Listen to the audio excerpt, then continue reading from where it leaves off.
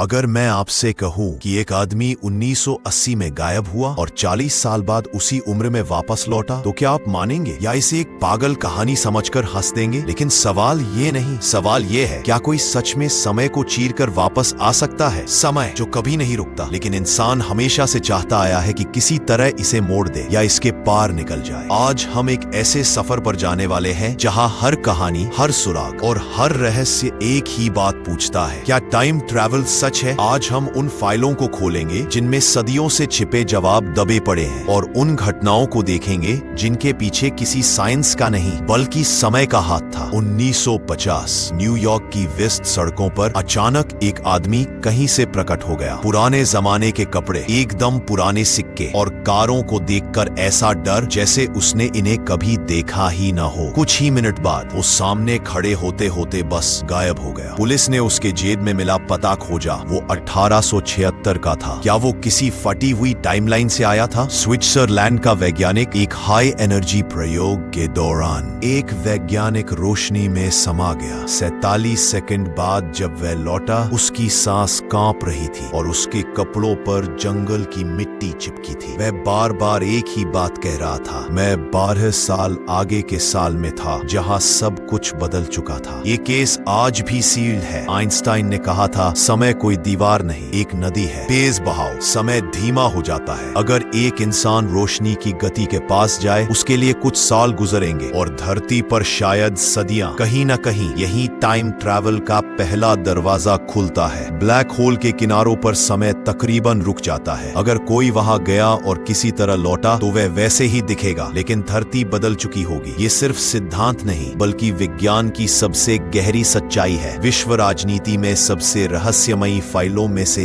एक है। Project Pegasus कहा जाता है कि 1980 में बच्चों पर प्रयोग किए गए, जिन्हें अलग अलग टाइमलाइनों में भेजने की कोशिश हुई। कुछ का दावा है कि उन्होंने भविष्य में आने वाली आपदाएं पहले ही देख ली थी। क्या यह सब भ्रम था या कोई ऐसा सच जिसे सरकारें आज भी छिपा रही है? एक 400 साल पुरानी मकबरे में एक छोटी सी धातु की घड़ी मिली। वैसी घड़ियां उस दौर में बनती ही नहीं थी। क्या ये किसी टाइम ट्रैवलर का छोड़ा हुआ सामान था? कई सदियों पुरानी पेंटिंग्स में कुछ लोग ऐसे उपकरण पकड़े दिखते हैं जो मोबाइल फोन जैसे लगते हैं। क्या ये कलाकार की कल्पना थी या उसने वास्तव में किसी को अलग समय से आते हुए देखा था? लेकिन असली डरावना सवाल कुछ और है। अगर टाइम ट्रैवल संभव है तो फिर इतिहास की इतनी गलतियां क्यों? क्यों नहीं कोई आया और युद्धों को रोका? क्यों नहीं कोई आया और आपदाओं को बदल दिया? या क्या ऐसा हुआ था और हमें बताया ही नहीं गया? समय को बदलना शायद आज भी असंभव है, लेकिन समय को समझने की कोशिश इंसान को हर दिन आगे बढ़ाती है। शायद किसी लैब में या किसी ब्लैक होल के किनारे वह पहला कदम उठेगा जो इंसान को अतीत में भेज देगा। और जिस दिन कोई दरवाजा खुलेगा और कोई कहेगा मैं भविष्य से आया हूँ, उस दिन समय एक रहस्य नहीं रहेगा, वह हमारा रास्ता बन जाएगा।